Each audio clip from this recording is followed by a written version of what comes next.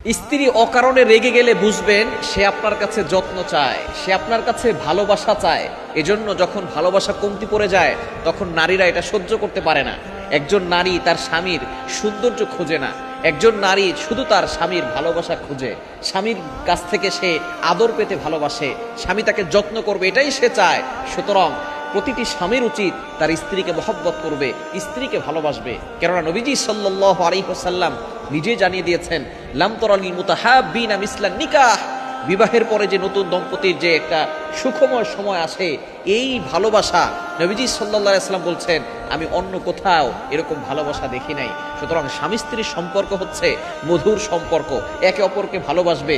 একে অপর যদি রাগান্বিত হয়ে যায়, একজন রেগে গেলে আর একজন চুপ থাকবে, তাহলেই সংসারে সুখ আসবে, শান্তি আসবে। সুতরাং স্ত্রী যদি অকারণে বারবার রেগে যায়, আপনি তাকে বেশি ভালোবাসবেন, বেশি মহব্বত করবেন, বেশি কেয়ার করবেন, দেখবেন সংসারের সুখ বেড়েই যাবে।